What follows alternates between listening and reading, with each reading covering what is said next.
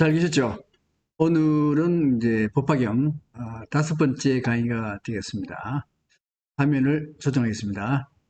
지난번 시간에 했던 것은 법화경 묘법 연화경의 의미가 뭐냐 하는 거하고 언제 법화경이 만들어졌는가, 법화경의 우주관은 무엇인가, 법화경과 사찰가의 구성은 어떻게 되는가 하는 것들에 대한 설명이었습니다. 이번 시간에는 법화경의 서품과 방편품 일부에 대해서 말씀드리겠습니다. 지난번 시간에 그 묘법인화경, 즉 법화경의 구성에 대해서 말씀드렸었는데, 그때 뭐라고 말씀드렸는가 하면은, 법화경은 크게 두 파트로 나누어진다 했습니다. 한 파트가 정문이고 또 한 파트는 본문이 되는 겁니다.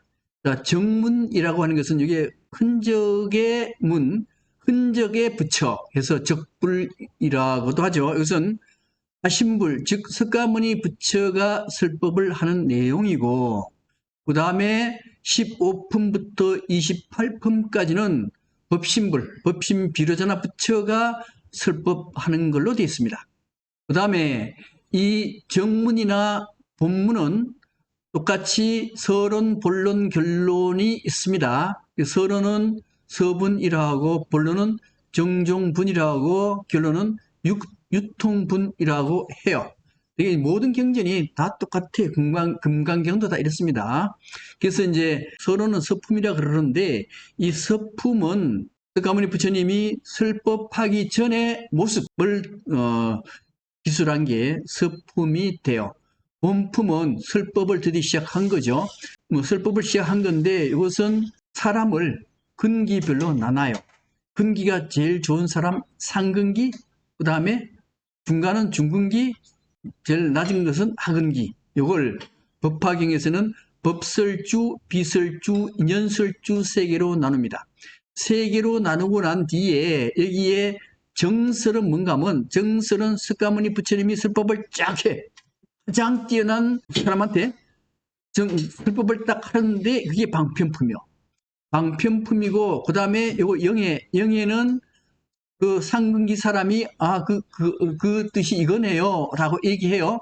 그러면 술생은 그래 맞아 니 잘 안 해. 그리고 수기는 니 언제 그래 이거 잘 아니까 너는 언제 부처가 될 것이야 라고 해주는 가정으로 돼 있어요. 그래서 법설주에 해당되는 품이 방편품입니다. 방편품이고, 일부 비유품에 해당이 비유품에도 있어요. 그 다음에 중근기는 비유품에서부터 여섯 번째 수위품까지가 중근기고, 그 다음에 7품에서 9품까지는 하근기로 되어 있습니다. 그래서 오늘은 서품부터 하겠습니다. 이 서품은 뭔가 하면은, 석가모니 부처 적불이라고 했어요. 정문인데, 이 정문은 석가모니 부처님이 설법하는 내용이요. 이 서품의 법회 직전의 모습인데요.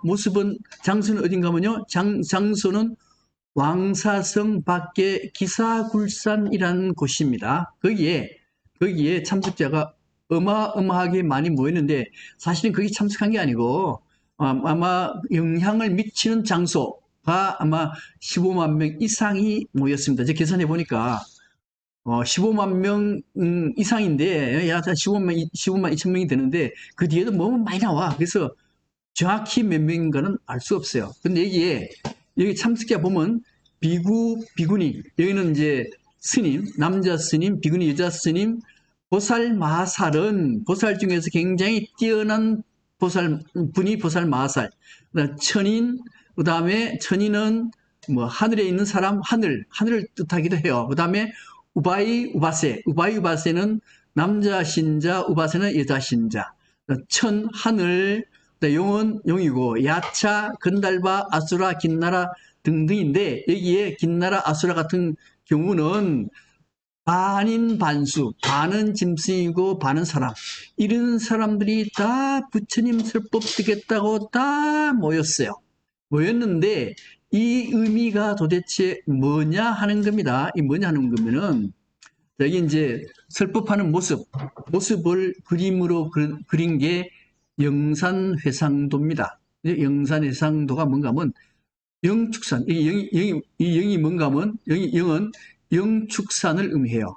영축산에 모여서 법회하는 모습을 그린 게 영산회상도인데, 여기에 석가모니 부처님이 계시고, 여기에 문수보살, 보현보살, 그 다음에 여기에 네 분의 사천왕이 여기 한 분, 두 분, 세 분, 네 분 사천왕이 있고, 그 다음에 여기 아난이 있고, 그 다음에 가섭존재가 있고, 부루나, 그 다음에 등등등 분신물 등등등 있고, 여기에 수보리가 있어요.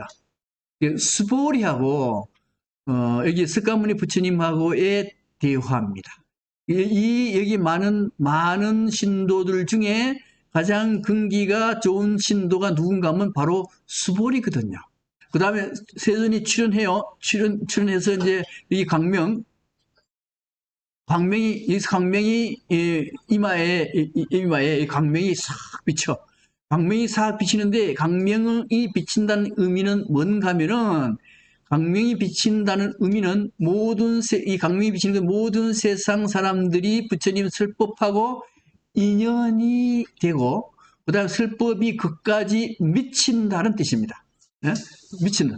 자, 부처님의 광명이 팍 비치는데, 광명은 부처와 인연을 맺어주는데, 문제는 여기 보면은 수미산 우주관이 나오는데, 수미산 우주관에 이게 수미산이거든요.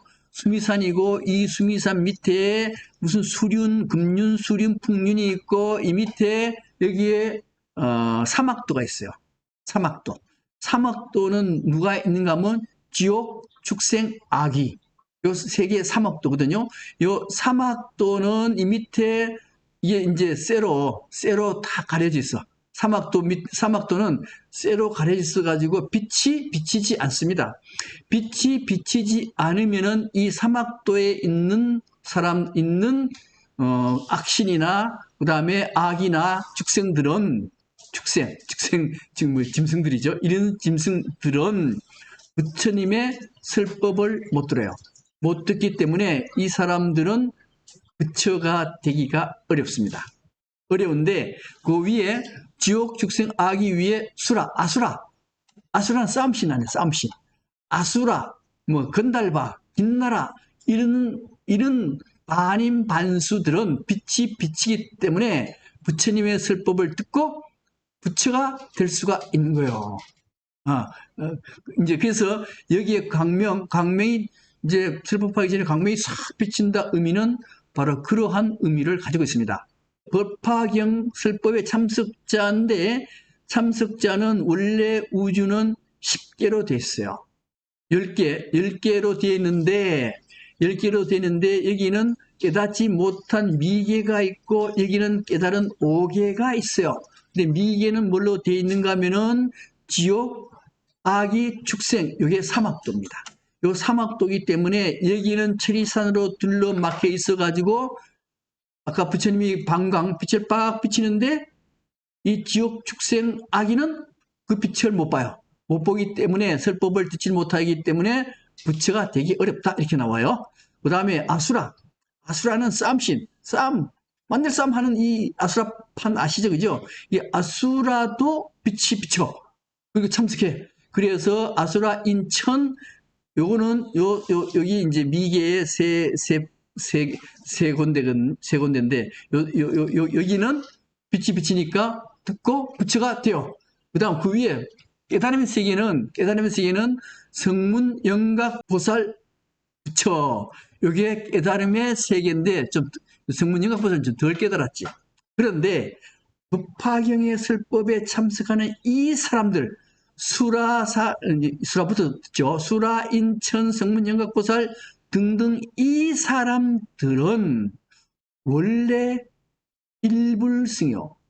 일불승이 게 뭐예요? 이미 당신들은 부처인데 그것을 모를 뿐입니다. 모를 뿐인데 뭐만 알면 부처가 되는가 하면요. 제법 실상만 알면은 이 사람들은 그냥 부처가 되는 거예요. 그래서 이 참석자는 이미 부처란 의미를 내포하고 있다는 겁니다.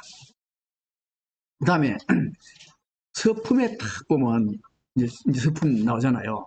서품에 딱 보면 여시아문부터 시작이 돼요. 이 여시아문은 두 가지 의미로 해석이 됩니다. 첫 번째는 뭔가 하면 보통 불경의 경전 해석 보면은 무조건 여시아문으로 나와요. 여시아문으로 나오는데 이때 여시아문의 뜻은 여는 뭐가 같다는 뜻이거든요. 같다. 시는 이것이거든요. 이와 같이 같다니까 이와 같이 나는 들었다. 이런 의미로 대체로 해석을 합니다. 거의 대부분이 굉장히 똑같아. 이건 무슨 뜻인가 하면은 경전은 어떻게 해서 암경이 표준이거든요. 암경은 어떻게 해서 만들어지는가 하면 석가모니 부처님이 열반에 두셨습니다. 돌아가셨죠. 돌아가시고 난 뒤에 구전으로만 경전이 이어져 내려오면은 이게 틀릴 수가 있거든요. 있으니까 책으로 만들자. 그래서 여기에 500 아라한들이 다 모였습니다. 500 아라한들이 다 모이고 그 중에 500 아라한 중에 아난은 석가모니의 동생이요. 석가모니의 동생인데 이 아난이 굉장히 기억력이 좋습니다. 그리고 항상 석가모니를 따라다녔기 때문에 석가모니가 얘기한 내용을 다 기억을 해요. 기억을 해서 여기에 이제 위에 앉아가지고 앉고 여기에 자장은 누군가 하면요 마하가섭이요. 마하가섭이 자장이 돼서 이 전체를 주제를 하고 그 다음에 아난이 석가모니 부처님이 얘기했던 것을 들은 걸 얘기해요. 그때 뭐라고 하면 여시아문 이렇게 합니다. 여시아문 나는 석가모니 부처님으로부터 이와 같이 들었습니다라고 얘기를 쫙 하는 거예요. 이게 첫 번째 해석입니다. 두 번째 해석은 뭔가 하면은 여기에 여시아문의 열을 열애로 보는 거예요. 열애로 보고 시의 뜻은요. 이것이란 뜻도 있지만 맞다는 진리란 뜻도 있습니다. 그러니까 이 여시는 어떻게 되는가 하면요. 열애의 진리란 뜻이 됩니다. 열애의 진리, 진여세계의 지혜 진리를 나는 이때는 들었다가 아닙니다. 이때는 나는 듣고 깨달았다요. 문을 깨달았다는 의미를 해석합니다. 그래서 나는 진여의 세계, 진여의 지혜를 나는 다음과 같이 깨달았습니다. 이거 뭐요? 내가 얘기하는 것은 부처님이 얘기하는 걸 듣고 내가 깨달아서 하는 얘기입니다. 라고 얘기해요. 왜 여시를 이렇게 해석하는가 하면은 이 법화경에 가장 중요한 게 뭔가 하면 제법 실상. 온 우주의 실상, 현상, 형상, 실상을 얘기하는데 그 실상을 얘기할 때 뭐를 얘기하는가 하면 10여시, 10개의 여시로 얘기를 해요. 그 10개의 여시니까, 여기 여시가 10개니까 이 여시가 뭔가 하면 진리의 세계를 10개로 나누어서 얘기를 한다 하기 때문에 여기에 여시라 하는 것은 진리의 지혜로 해석하는 것이 더 좋겠다는 생각이 드는 겁니다. 그 다음에 법화경의 설법의 주체입니다. 근데 문제는 법화경뿐만 아니고 모든 대승경전의 설법의 주체입니다. 모든 경전의 설법의 주체는 석가모니가 설법하는 걸로 되어 있어요. 전부 그래 되어 있어. 전부 그래 되어 있는데 실제 우리 전번 시간에 뭐라고 얘기했는가 하면 석가모니 부처님이 지금부터 2500년 전에 돌아가셨습니다. 돌아가시고 난 뒤에 처음으로 경전 결집을 했는데 그 경전 결집은 그게 아함경이었어요. 이 아함경은 석가모니 설법한 내용을 그대로 얘기했기 때문에 이 아함경의 설법의 주체는 석가모니가 맞죠. 세존이 항상 설법하는 걸로 되는 게 맞습니다. 그런데 대승경전 전체는 전부 다 석가모니가 돌아가신 난 뒤에 500년이 지난 뒤에 설법을 하기 시작합니다. 석가모니하고 전혀 관계없는데 문제는 전부 다 설법의 주체가 석가모니요. 법화경도 설법의 주체가 석가모니가 됩니다. 석가모니가 돼. 그래서 모든 대승경전의 설법의 주체가 석가모니인데 예외가 딱 두 개가 있어요. 예외가 뭔가 하면 화엄경입니다. 화엄경의 설법의 주체는 원래 석가모니가 깨닫고 난 뒤에 21일 동안 대각사 있는 데서 거기서 21일 동안 10조가 넘는 경전을 설법을 해. 하는데요. 그때 설법은 뭔가 하면요. 빛입니다. 빛이 번쩍 하면서 설법해요. 그 빛이 끔뻑끔뻑 하는 그 내용을 일반 중생은 알아듣지 못하기 때문에 거기에 보살들이 나와서 그걸 터득 알아서 보살들이 설법을 합니다. 따라서 화엄경의 설법의 주체는 보살들이요. 석가모니 부처가 아닙니다. 그 다음에 또 하나는 육조단경이 있어요. 육조단경은 육조단경은 누구요? 육조 해능의 말씀을 지은 겁니다. 그래서 육조단경만 함경하고 육조단경 육조단경이 경전이죠. 육조단경만 석가모니 부처가 설법을 하지 않습니다. 나머지는요 전부 석가모니 부처가 설법하는데 문제는 석가모니가 돌아가신 뒤에 경전이 만들어졌어요.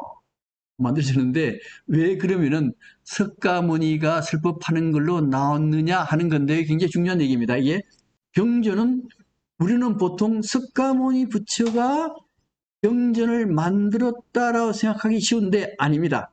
경전은요 석가모니 부처가 절대 만든 게 아니고 이미 옛날부터 그 경전의 내용이 다 있었어요.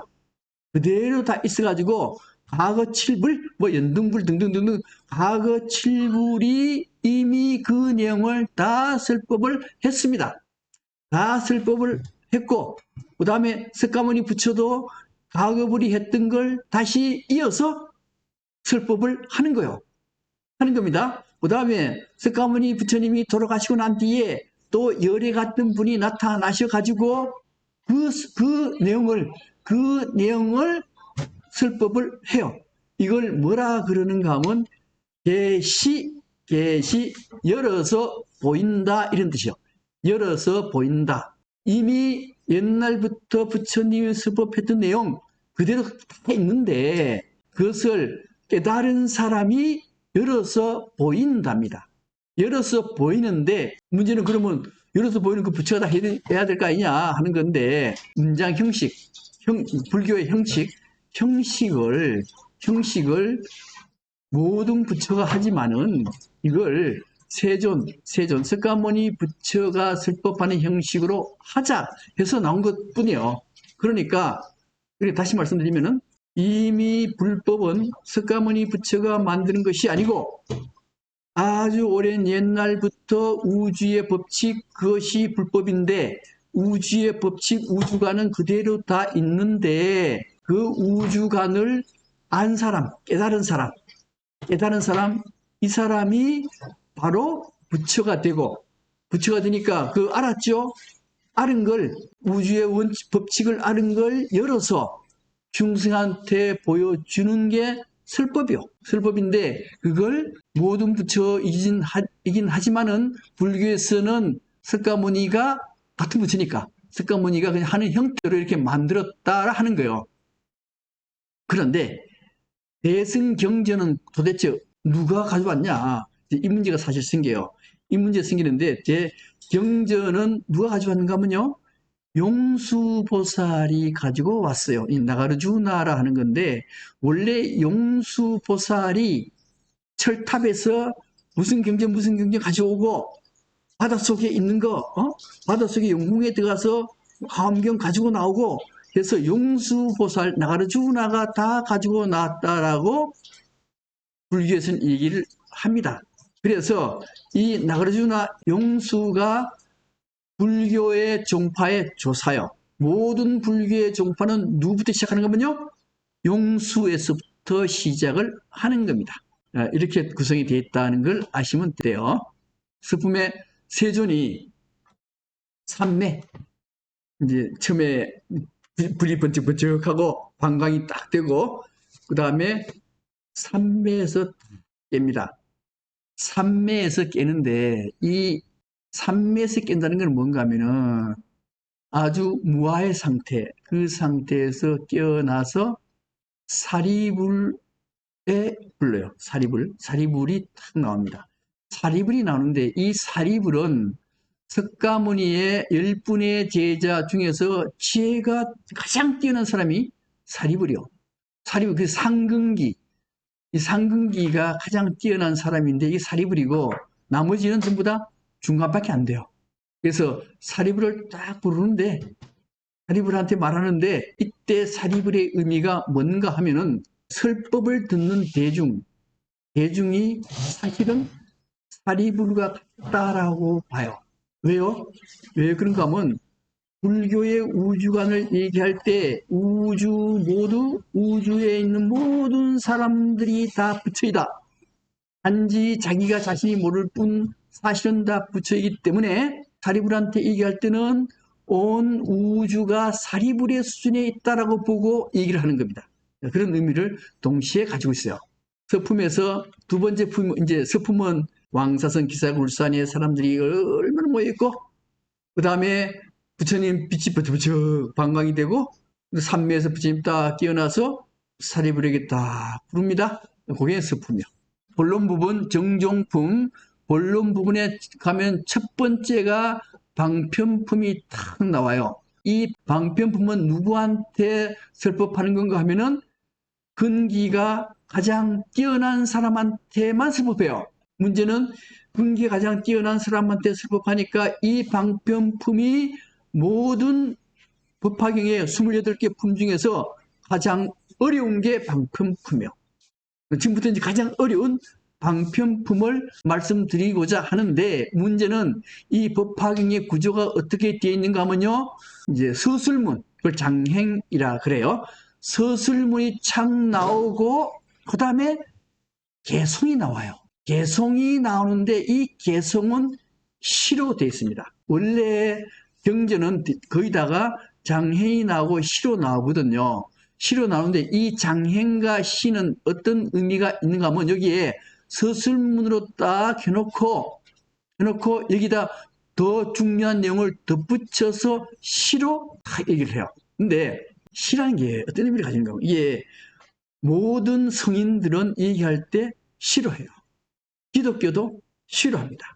싫어하는데 우리 기독교 조금 보고 갈까요? 기독교 시는 뭔가 하면 기독교도 중요한 거는 시가 딱 나와. 시가 나오고 그 다음에 또 성경 구약 성서 중에 시편이라고 따로 있어요. 시편은 전체 시야. 시로 돼 있어. 왜 그런가 하면 성인의 얘기는 시로 나오도록 되어 있는 겁니다. 그래서 이 구약성서는 이제 첫 시가 뭔가 하면 하나님이 아담을 만들었어요. 아담 만드는데 아담 만든 거 보니까 혼자 있는 거 보니까 너무 안 맞아. 외로워. 쓸쓸해. 그래서 아담의 갈비뼈를 뽑아서 이브를 만들었어요. 이브를 만들고 난 뒤에 아담이 착 일어나서 뭐라 그런가 하면 아담 보고 이브 보고 아담이 이르되 이십니다. 내 뼈 중에 뼈요 살 중에 살이로다 이렇게 얘기해요. 이게 무슨 뜻인가 하면 나는 너고 너는 나다요. 이게 뭐예요? 이게 뭔가 하면 니하고는 합일의 상태에 있다. 합일의 상태에 있기 때문에 서로 내가 니고 니가 나니까 부끄러워할 필요도 없다는 거예요. 벌거벗었는데 부끄러워할 필요가 없다는 겁니다. 되게 부부 간에는 집에서 홀랑 벗고 다니잖아요. 그렇게 안 다녀요? 그렇게 다니는 게 좋아요. 왜 그런가 하면 부부 간에는 네가 내고 내가 니기 때문에 부끄러울 일이 없습니다. 그죠? 부끄러울 일이 없어. 이게 뭔가 하면 가장 조화로운 관계입니다. 조화로운 관계고 그다음에 아상 뭐 이런 게 없는 거예요. 없는 거니까 이게 가장 좋은 거죠. 이 시가 그러한 의미를 내포하고 있는 겁니다. 예를 들면 시인데 이 개송이 나오는데 이 개송이 이제 아까 전번 시간에 그 하엄경 개송하고 법화경 개송이 있는데 이 개송들이요. 이 개송만 알면 경전 전체를 사실상 다 이해할 정도로 굉장히 뜻이 깊은 내용이요.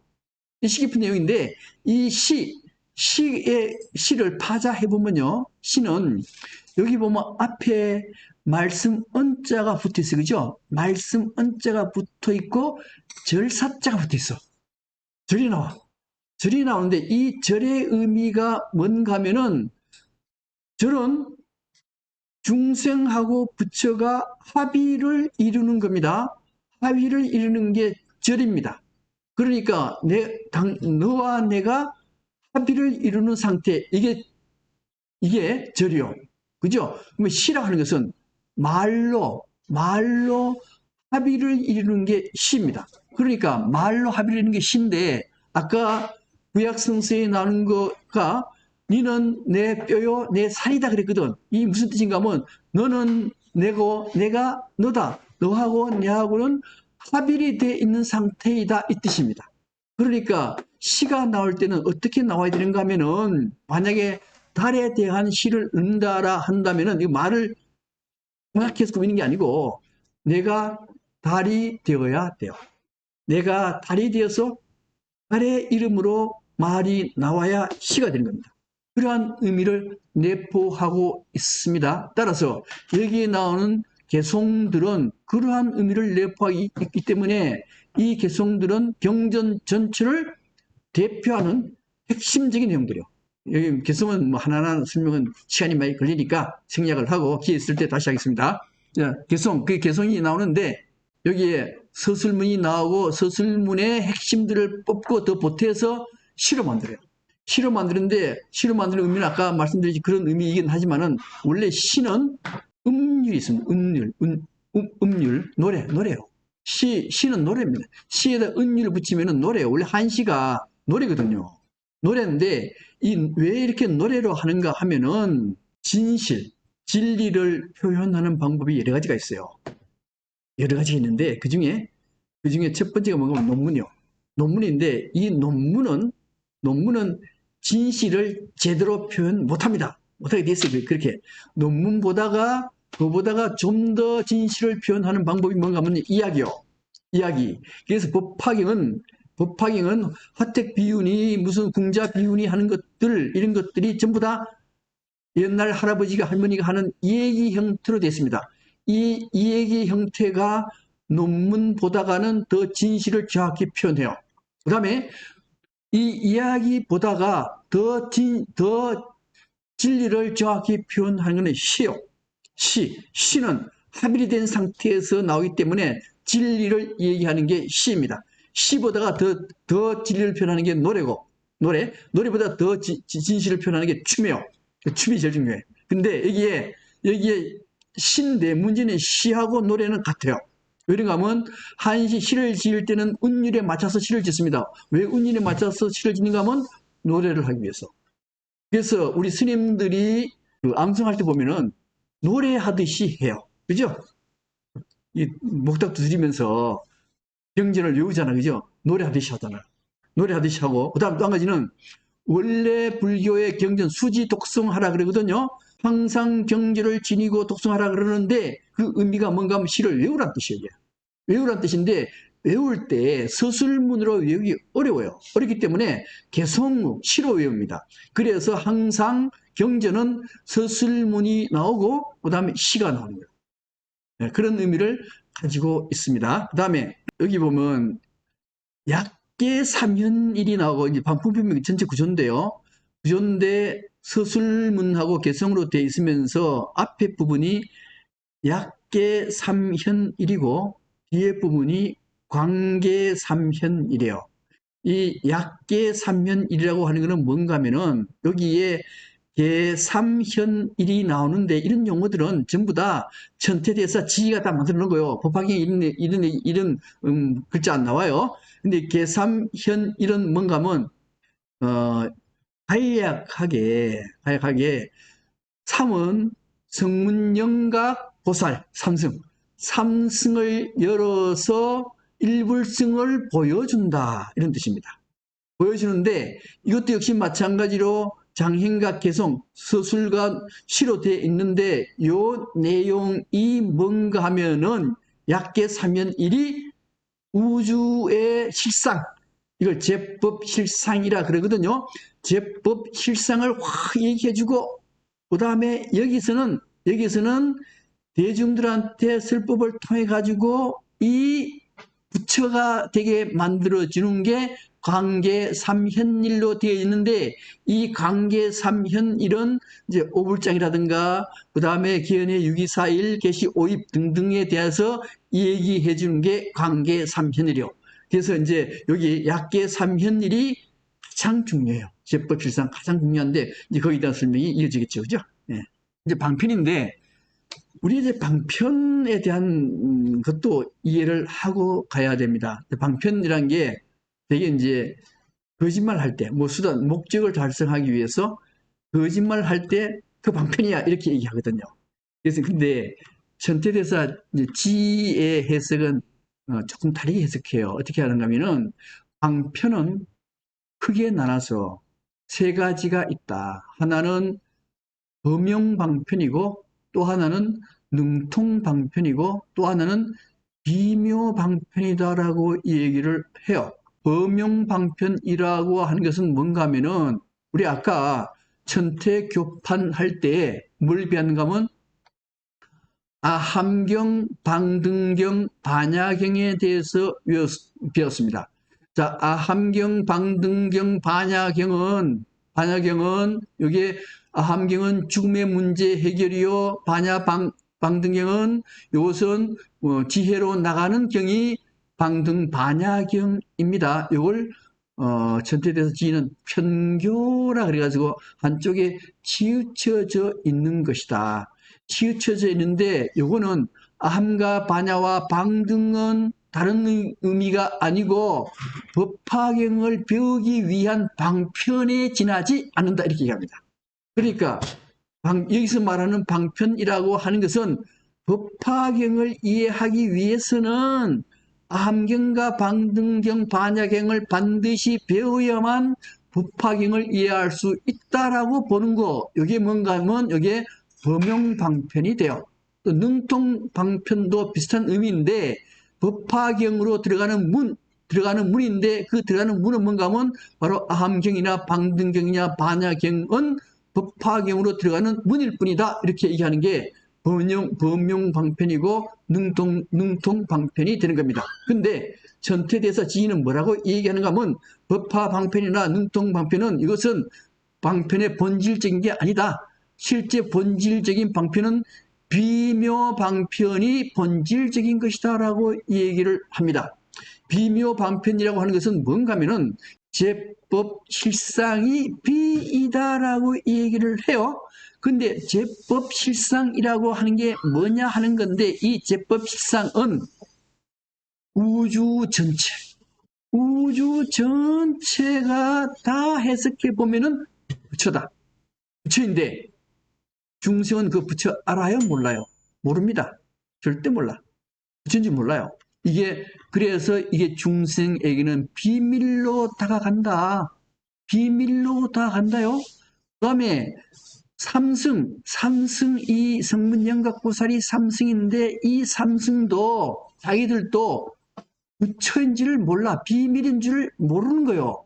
모르는 거니까 이 비밀을 이 제법실상을 모르니까 제법실상을 법화경 안에서 알려줘야 되는데 법화경 안에 제법실상이 어디 나는가 하면 방편품에 나와요.